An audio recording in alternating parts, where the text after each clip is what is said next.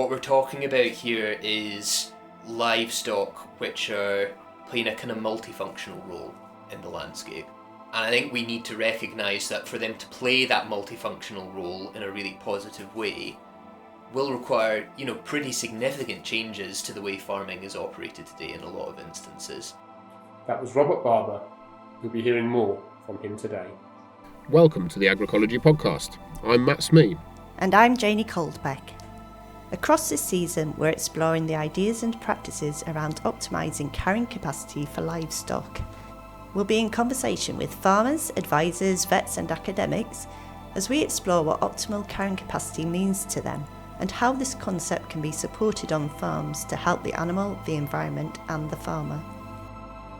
My name's Robert Barbour and I'm a senior researcher at the Sustainable Food Trust. Can you just explain a bit about your role, what you do at SFT, where your time and energy is focused? Sure, so work on quite a few different issues within the Sustainable Food Trust. When I first started working for the charity, one of the things that I worked on was this idea around hidden costs of food production. We produced a report, I think 2018 maybe, which attempted to calculate what the hidden cost of food production in the UK was, and we found that for every pound that we spend at the till, we spend pretty much another pound in other hidden ways. So that's through taxes, but also through health costs, pollution, climate change, etc., etc. But one of the things that I'm working mainly on just now is the issue of grazing livestock production in the UK and the debate around that, which is obviously a really heated, fractious one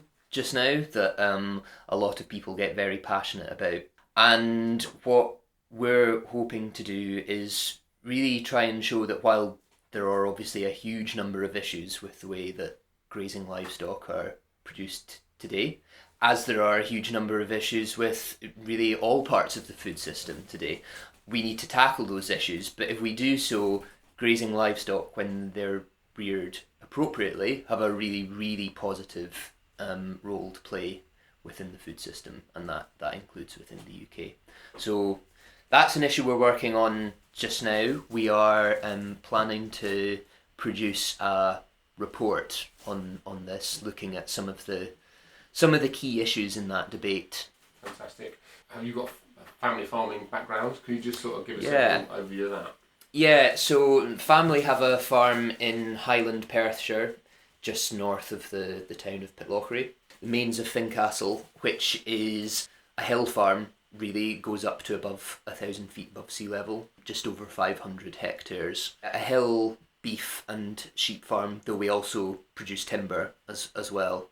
It's an organic farm, has been now for, blimey, I've lost all track of time, but probably close to 20 years. And yeah, so we run just over 300 ewes and 50 cows in a kind of mainly pasture-based system.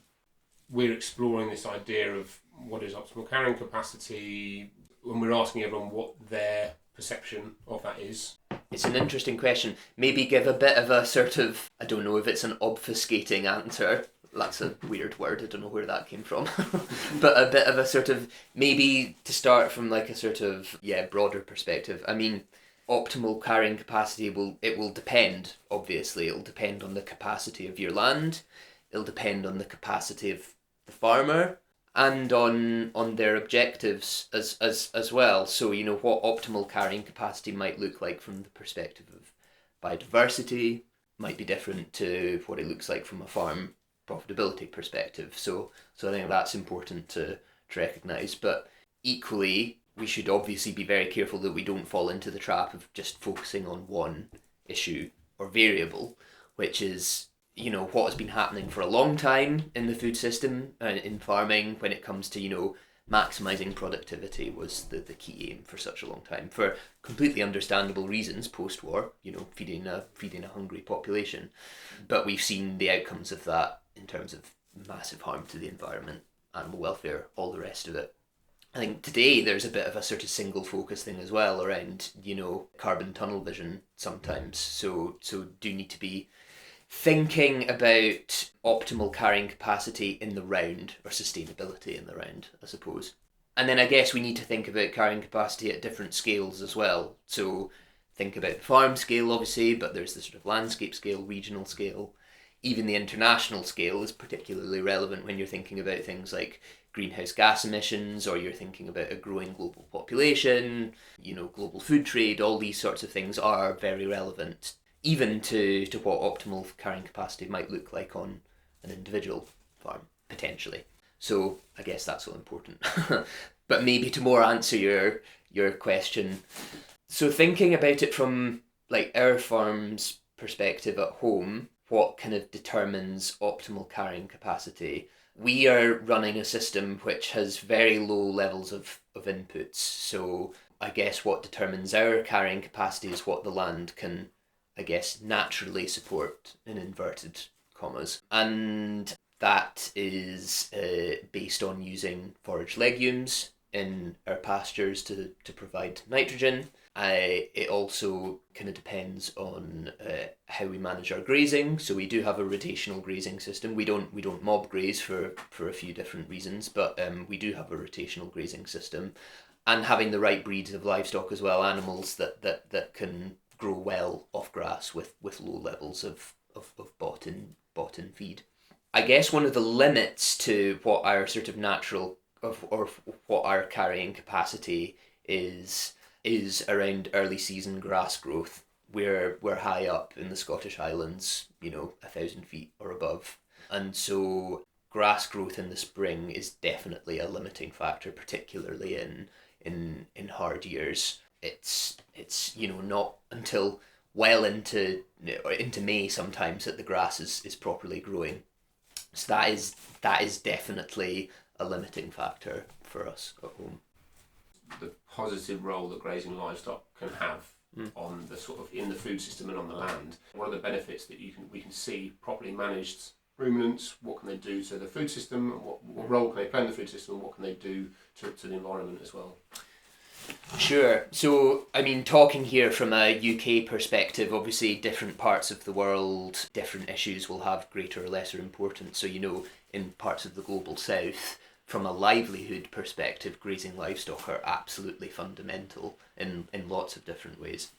But within a UK kind of context, there are a whole bunch of different benefits that grazing livestock can provide. An obvious one, clearly, is the production of food. Meat and dairy from grazing livestock is very, very nutrient dense, particularly as sort of new research is showing when it comes from largely pasture-based systems. There's research showing that there are nutritional benefits to meat and dairy produced from those systems over more grain-fed ones.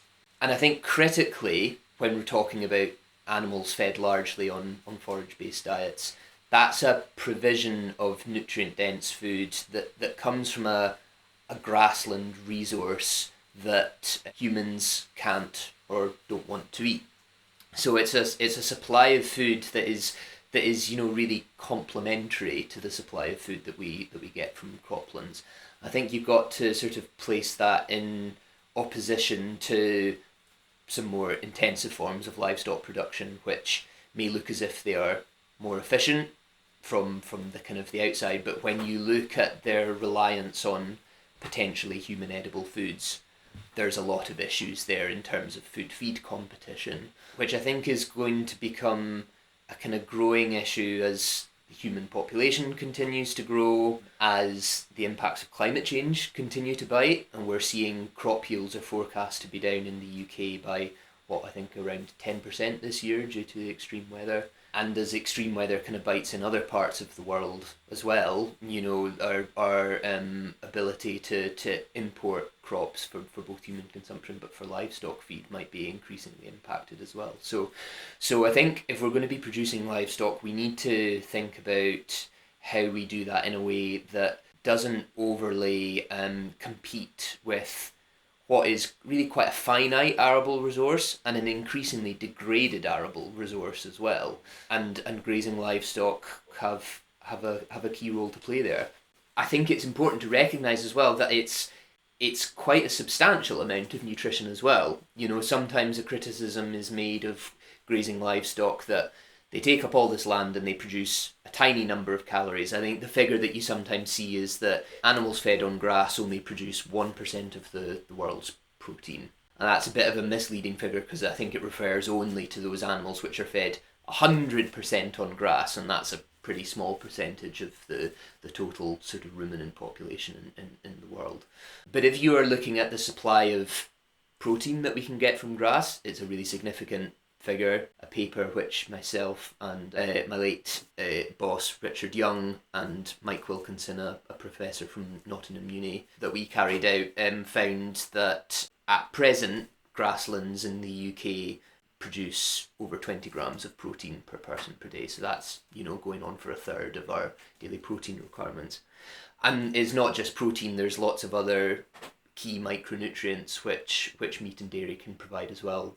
So none of this is to say that, we need to be eating these products from a health perspective. It's more that it's a really positive contribution at a kind of like national food system level. I'm trying to get explanations where I can to sort of highlight what's going on the emissions front.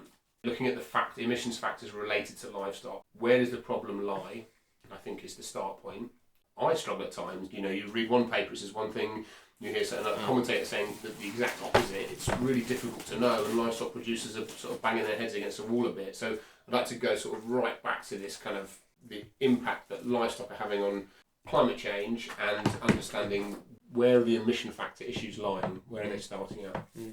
I suppose the first thing to recognise is that there is a problem. The way that livestock, or many livestock, not all livestock, but many livestock are produced today is having a significant impact on the climate. And we do need to reduce emissions from livestock production substantially. As we do across the whole food system, I think it's so important that we recognise that it's not just livestock that we need to change the way that they're farmed. It's really all other foods as well, and we need to think about it from a system perspective as well. Can maybe come back to this in a second, but I think there's a danger in assessing the sustainability of different foods based just on like the footprint of an individual food. You miss the bigger picture. We need to be looking at the bigger picture. So I think that's one point. But there's definitely a problem. But I think where some of the kind of like confusion or frustration lies is maybe in the way that climate impacts of different foods are kind of measured and communicated just now. And so the main way that's done is life cycle assessment, which is where you really look at kind of all stages of the production of a particular food and look at, say, the emissions that are produced in the production of a kilogram of beef, for instance, or a kilogram of broccoli, whatever it is. And then, generally speaking, the outputs of those life cycle assessments are put into, say, a carbon footprint or a land use footprint, a footprint of some description, which is generally speaking, measured per kilogram of whatever that food is, or per kilogram of protein, are kind of the two most common ways that's done. So I think there's a few different issues there. First of all, recognise that life cycle assessments are a hugely important tool in assessing the sustainability of food systems, and they've played a really key role in raising awareness about the impacts of food production, which is something that probably still needs to be more awareness of. So shouldn't pretend like life cycle assessments are useless or anything, far from it. But I think there maybe are issues with them today. So one of the issues is that you have the danger of unrepresentative or inaccurate data being extrapolated. So to give a couple of examples of that within a UK context, just thinking about climate impact, we know that for animals which graze in the uplands in particular, when animals graze, some of the nitrogen that comes out in their urine and dung is released as nitrous oxide, which is quite a powerful greenhouse gas. And to calculate what those emissions are used to be done using what is called an IPCC emission factor, so a kind of like fairly global one, which is in essence a kind of calculation which you can use to kind of model what the emissions of a gas might be. That has been updated now to have a more like UK specific one, which is more accurate. But we know that animals grazed in upland settings produce considerably less nitrous oxide from their dung and urine on pasture than animals in a more lowland setting, and that's kind of not accounted for yet in quite a lot of carbon footprints. Kind of conversely, there is evidence to show that, or to suggest that methane emissions from slurry might be quite significantly underestimated by the way that we currently kind of model those in carbon footprint calculations. So those are just two examples of kind of like unrepresentative or inaccurate data being extrapolated. Just to jump in there, what from a farmer's perspective, if they're looking at they're doing their carbon footprint assessment on farm, but then they hear that this data's not right, that data's not right, it kind of turns them around a bit. There's not many words of comfort that the research community can provide to sort of assuage doubts or to say this is the right way to go? I suppose these are things that researchers are working on and looking at, so we know that there are some issues there because people are looking at that and things are being refined. So I mentioned how nitrous oxide emissions are measured in the UK now from grazing. That has been improved and that's been updated, so that's good.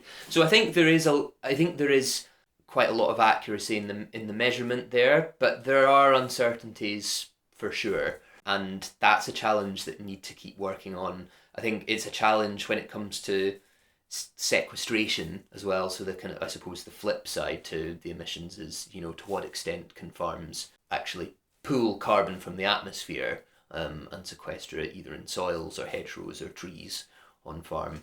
And there are for sure uncertainties there which people are working on, but there are uncertainties which I think have maybe meant that people have sometimes kind of not given much or any value to the potential of carbon sequestration on farmland partly as a result of those uncertainties. And we for sure need to get a better grip on those uncertainties, but we can come back to this maybe, but there is definitely considerable potential to sequester carbon in farmland settings, but there is uncertainty there and there are challenges with that for sure. I suppose to go back to sort of some of the issues with, how some of the confusion or maybe some of the frustration around how the climate impacts of livestock products in particular are kind of understood or communicated. I think there's another issue, which is that some impacts are very difficult to measure on a kind of per kilogram basis. Like, what are the animal welfare impacts per kilogram of beef of different systems, or a farm's resilience? How do you measure that per kilogram? I know people, trying to do these things, but it's really, really tough, and those are key issues which maybe aren't sort of communicated. That feeds back into this thing of looking at the bigger picture. This sort of per kilogram of product is quite a crude assessment when you consider all the other factors: cultural, business, environmental, welfare. So yeah, there are a few things to say there. One is around how you actually measure, say, carbon footprints, and what the functional unit is, to use the term. So the functional unit in this case being a kilogram of a food or a kilogram of protein. And some researchers have been looking at different functional units because, well, to take one example, food isn't just a weight of food, or it isn't just a mass of protein. Food is nutrition. There are so many other nutrients that are absolutely essential to human health contained within food. So there are people who have now been looking at how we can incorporate that idea of a completer understanding of a food's nutrient profile into, say, carbon footprints. And some of the work that's been done on that is really interesting, and it changes the picture somewhat of our kind of understanding of the relative size of footprints of different foods. So as carbon footprints are conventionally measured today per kilogram of product, beef will, generally speaking, have a much higher carbon footprint than chicken, which is often painted as the most sustainable meat. But beef also has, generally speaking, a greater nutritional density than chicken. And so there's been some work done to show that if you account for that within a carbon footprint calculation, then the carbon footprint of beef and chicken can actually look really quite similar. I've not heard that. That's really interesting. It's a really interesting area. There are, as there is with all of this stuff, important nuances. So to take the point about sort of nutrients further, we don't just eat individual foods, we eat whole diets. And so that dietary context is really important to understanding, how significant a food's nutritional profile is to your overall health, if that makes sense. So if you're eating loads and loads and loads and loads of meat, then having an extra portion of meat isn't really going to do much for you nutritionally because you're getting those nutrients already. So that kind of comparison that I just mentioned, calculating carbon footprints in that way, makes less sense, or arguably. But if you're to have a diet which doesn't contain so much meat, and so therefore having actually a portion of that meat, the nutrients that it contains then do become much more significant. Well, then in that instance, then accounting for nutrient density in how you measure carbon footprints does arguably make much more sense. So the kind of the wider dietary context is key there as well. And that comes back to your point about taking a kind of like a whole system perspective, I guess. So when sticking on this sort of emissions factors at the moment, I don't want to do carbon tunnel vision, but I think it's an area that needs some explanation for the sort of the strength of the podcast. When we talk about whole system approaches, we talk about the literature that's out there that maybe doesn't look into that. When we're talking about extensive versus intensive ruminant production, what's happening related to the emission factors there?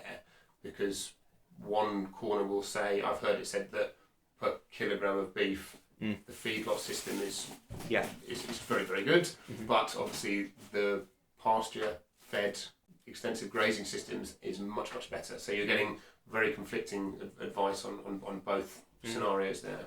Yeah, it's an interesting area, but it touches on the question of how we measure methane emissions, which is obviously the main greenhouse gas that we're talking about when it comes to grazing livestock. So methane is, while it's in the atmosphere, a very powerful greenhouse gas. It causes, I think, over 20 years, 80 times more warming than CO2. So that's one difference between methane and CO2. But the other main difference is how long those two gases stick around in the atmosphere, basically. So once you emit CO2, it's in the atmosphere. More or less indefinitely, it will eventually break down. But for centuries, even millennia, most of it is going to be sticking around. So once you put it into the atmosphere, it's going to keep on having a warming effect on the climate.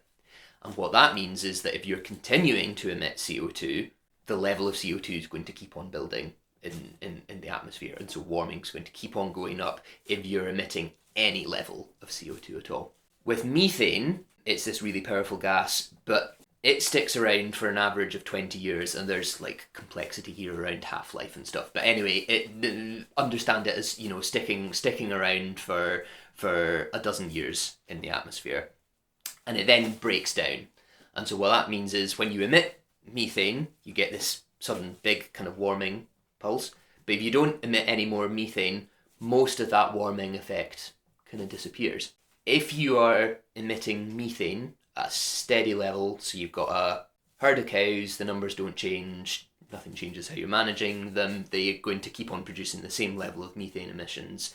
Then once you introduce that herd, there'll be a big spike in methane, so they'll cause an initial big warming impact. But then they're not really going to cause any further additional warming. This is kind of broadly speaking. And this is a kind of really important difference, which isn't properly kind of captured in the way in which we currently, calculate carbon footprints, which is this GWP 100 metric that I mentioned. It kind of treats methane in the same way as CO2, broadly speaking. And what that means is that you don't actually get, when you're using that metric, a really accurate understanding of what changes in methane emissions will mean for the climate. Because if your methane emissions are going up, you're actually potentially causing a bigger warming impact than GWP 100 would suggest. If your methane emissions are steady though, then GWP 100 will quite significantly overestimate the amount of warming that's happening. And if your methane emissions are going down, there's an even bigger difference there. So in recognition of this, a new metric, which is called GWP star, has been created that does much more accurately kind of measure, I guess, this difference in behaviour, this difference in impact on the climate, because it accounts for the importance of the change in the rate of methane emissions. So that's the kind of like what's happening in terms of the different metrics, as they're called, when it comes to measuring how we understand methane. But the kind of this whole debate and the use of GWP star has been interpreted in very different ways by different people. So for some people, they've kind of taken this and said, well, steady methane emissions from cattle aren't a problem. We don't need to worry about them because they're not causing any further warming, really. Is that if the global herd stays at the same level? Yeah. People have kind of, used that argument at like a national level as well, or a farm level. But yeah, that's the kind of argument there. Other people though, on the other side, have kind of said, well, look, GWP star shows you that if you reduce methane emissions or get rid of methane emissions, then you in effect have this sort of cooling effect on the climate, because you're getting rid of methane and it has this near-term cooling impact on the climate. So it almost, some people would argue, further strengthens the argument that we should be massively reducing methane emissions. So I guess there's disagreement there, and a lot of that is down to politics or other kind of like issues which we maybe come back to. But I think from a kind of like climate perspective, there's a couple of really important things to make clear. So I think the first one is that while there's no doubt that we need to eliminate CO2 and any remaining CO2 emissions that we have, offset them with sequestration, so get to net zero, we don't need to do that with methane because of its different atmospheric behaviour in the atmospheric lifespan. So in other words, we can kind of have ongoing emissions of methane in the future and still be meeting our climate targets, as long as we're taking the necessary actions on CO2, fossil fuels, land use change. At the same time though, given the amount of warming that humans have caused already and the time it's going to take to kind of fully decarbonise, I don't think there's any doubt that we will need to reduce agricultural methane emissions to be able to have any realistic chance of staying within 1.5 or even 2 degrees of warming. So I guess from like a climate science perspective, there's a clear need to reduce agricultural methane emissions, but we don't need to eliminate them or get to net zero like we do with CO2. And that's a really key difference that we need to kind of keep in mind. But I don't think probably the general public doesn't understand when it comes to methane, and it's definitely not communicated in the way that carbon footprints are calculated today. You tackled that methane question brilliantly there. Like I was sort of maybe. Well, I didn't even ask the question. You just got onto it in your thread, and I was like, oh, this is, because it was on my thing. I was like, right, methane is next. I'm going to have to raise the M word, and you just sort of rolled into it in your natural thing, and it's like I really need that for this part, as part of this story that we're exploring, and you've done a brilliant job of explaining it. There is no hard and fast answer. There's no like this is the thing, but you articulate yourself so well on that. You're right that there's not a hard and fast answer, and I think this is something that's that is important to keep in mind with all these discussions, is when people are like, we must do this or we must do that. There are shades of grey, and also, as mentioned, different solutions for different places. That doesn't mean there are general things that need to happen across the food and farming system. And at the Sustainable Food Trust, we're very much clear in the need to move towards a food system that is more based on regenerative, you could use the word agroecological farming practices. and combining that with changes in consumer behaviour, reductions in food waste, but also an aligning of our diets with what we can sustainably produce is a key part of that as well. So I think that is also really important. But there is a lot of nuance in this, and that includes when it comes to the issue of methane as well. Talking about sort of management approaches, and you've touched on diverse leys, exploring those factors in a bit more detail. If we start with, say, diverse leys or improved grasslands, what's going on with those practices? Which ones are sort of flagged as good approaches within these extensive grazing systems, and why? Yeah, so I suppose it depends what sorts of grassland you're talking about, because there are lots of different types of grassland in the UK. We obviously have very extensive areas of rough grazing, semi-natural grasslands, where you're in those situations looking to manage those in a way that is really beneficial for the species that are naturally growing within those grasslands. And so you're not really in those instances talking about reseeding with herbal leys or things like that. But in terms of improved pastures and then leys within arable rotations or temporary grasslands, particularly within the leys, temporary leys, herbal leys, more diverse mixtures of species definitely have a really positive role to play there. And there's been some interesting work done in both the UK and Ireland looking at the kind of potential benefits of more diverse leys. So these are leys which don't just include just grass or say just grass and one other species, but will have a few different species of grasses, maybe a few different species of legumes for fixing nitrogen, and then often different species of herbs as well, plantain, chicory, which can bring a few different benefits, deep tap roots, for instance, and some of the kind of like the soil benefits around that, resilience benefits in terms of periods of drought, but also some interesting benefits for the health of livestock as well. There is actually some evidence to suggest that some of these species of herbs and more diverse grasslands more generally might have potential to reduce methane emissions, but there's a lot of uncertainty around that. More work is needed. They definitely have the potential to reduce nitrogen losses, and therefore different types of nitrogen pollution. So there are definitely benefits from them. We also know that more diverse grasslands tend to have higher soil carbon stocks as well. There's a good amount of research to show that. So yeah, I think there's lots of different benefits to improving the species diversity of our improved pasture areas. For biodiversity as well, I think mentioned earlier on, but one of the biggest causes of biodiversity loss across the UK's farmland area has been the move to quite intensively managed grassland systems, which are heavily treated with nitrogen fertilizer and mainly consist of ryegrass. And the grasslands themselves have really lost a lot of their biodiversity value, but the application of the fertilizers and then also the quite intensive, often housed systems that those grasslands are supporting come with big pollution problems as well, air and water pollution.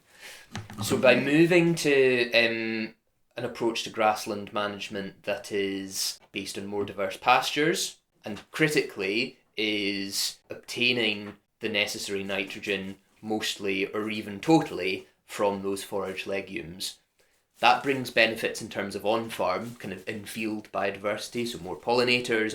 You've got more species in the sward for a start, but there are more soil diversity tends to be associated with these more diverse leys, but more pollinators as well. There, for instance, a study showing that I think it was twice as many skylarks in plots which had forage legumes.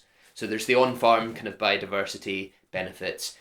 But by moving to those systems which are producing much less in the way of nitrogen pollution, you're having really big biodiversity benefits off-site as well.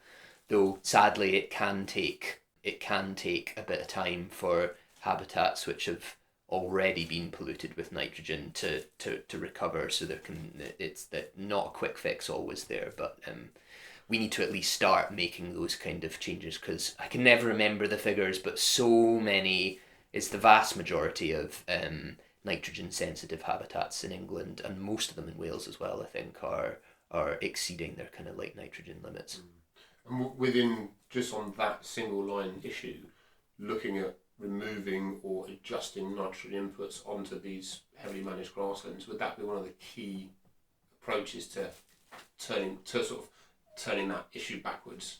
I think so. Yeah, the heavy application of nitrogen fertilizer does have all sorts of environmental problems, and I think one of the interesting things there as well, from like a farming perspective, is that there, not in every case, but there is quite a lot of evidence to show that by moving to more diverse wards that contain forage legumes, you can very often maintain, even improve your forage productivity compared with more conventionally managed, mainly ryegrass pastures, with much lower levels of input for equivalent levels of forage productivity. And we all know prices of fertilizer have come down a bit, but they're still considerably higher than they were pre-war in Ukraine. So given the major problems with profitability just now, reducing our reliance on inputs comes with lots of environmental wins, but it comes potentially with real wins for sort of farm profitability as well. That's definitely something that we've seen on the farm at home. When parents started out really, running a pretty conventional, largely sheep system, and it just wasn't working for the health of the animals. The farm was in a bad state and lots of costs. And so, we really shifted to an approach where we're relying on legumes for our supply of nitrogen. We're organic, so we don't use any nitrogen fertilizer anymore. Cutting the sheep numbers right down, so we halved our sheep numbers, increased the cattle numbers somewhat, but so the stocking density has come down. But that combined with a move to more of a rotational grazing system means that we're able to finish most, sometimes even all of our lambs fat rather than selling as stores. What role do grazing strategies have to play within the use of these diverse leys? So I think it depends on the farm and the farm situation. So for some people, mob grazing, where your animals at quite high densities and moving them regularly really makes sense. For us at home, for a few different reasons, it kind of doesn't make so much sense for us. But generally speaking, I think a shift to rotational grazing from what might be the kind of conventional approach of set stocking, where animals are on a piece of ground for a long period of time. You're not moving them regularly. The ground isn't getting regular extended periods of rest. Moving to that more rotational grazing system definitely brings a bunch of benefits. Environmental benefits for sure, but from like a sort of farmer's perspective, I think rotational grazing allows you to kind of make a better, more efficient use of the forage resource. It'll tend to improve the kind of like the condition of the grasslands as well. But rotational grazing is a big catch-all term, and different farmers will run quite different approaches depending on what their management objectives are, the capacity of their land, how much time they have, etc., etc., etc. So it's not a one-size-fits-all approach.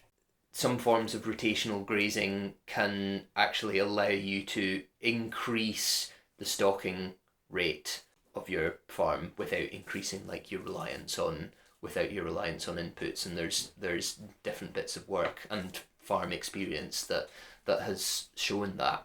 So I think there's an important thing there around, one of the criticisms of more pasture-based approaches is that they're less productive and, longer finishing times, lower yields. So there's maybe a profitability point there, but maybe also a climate point as well, because slower finishing animals, will produce more methane over their lifespan, and so higher carbon footprint and all the rest of it. But I think it's really important to recognise that there are people who are running pasture-based, even 100% pasture-fed systems, who are finishing their animals at or below the industry average, who are running really, really productive systems just based kind of entirely off grass and not really relying, if even relying at all, on fertilizer, not relying on bought-in feeds. So I don't think that's a criticism that necessarily holds up. There's real potential through rotational grazing, inclusion of forage legumes in particular, but more diverse swards more generally, to move to grazing systems that have a much better environmental impact, but which are also still really, really productive. And so there's potentially a bit of a win-win for farmers there as well, because fewer inputs, which are really costly, but also still productive systems that might be as productive or even more productive than the systems that they're running currently. But what we're talking about here is livestock which are playing a kind of multifunctional role in the landscape. And I think we need to recognise that for them to play that multifunctional role in a really positive way will require, pretty significant changes to the way farming is operated today in a lot of instances. So it's not just saying sort of like, everything is rosy, we can have some or not even that everything is rosy, but we can kind of tweak around the margins and everything will be well. There's some really big changes that need to happen.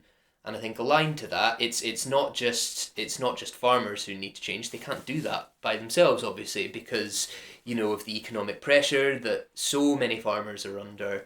There needs to be proper government support there. Retailers need to take the sort of appropriate action to help enable more viable farm livelihoods. But every member of society has a role to play as well, and a big part of that is shifting to more sustainable diets.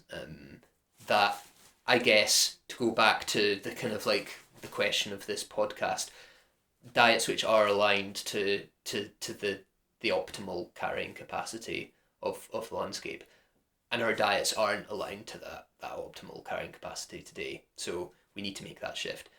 It won't be an easy shift for sure, but it is something that we really need to get cracking on with. That is a brilliant line to finish on. I tell you what, you've Robert, you might have just given me the some of the nice, with the editing, that little last bit is going to be used heavily. I tell you. Well, thank you so much for your time. Really my pleasure. It's a real privilege to sit and chat with you like this, because it's not an interview in that sense. It's more of an informal chat, and I think there's some really good stuff in there that I'm gonna have great fun splitting up and trying to link together with what everyone else has said as well. Thanks for listening in to this episode. Check out the show notes for links relating to this discussion and further reading. Our thanks go out to the Linbury Trust, whose funding made this podcast series possible. Don't forget to visit the Agricology website for more information about the practices discussed in today's episode. There'll be more episodes coming up, so don't forget to tune in again.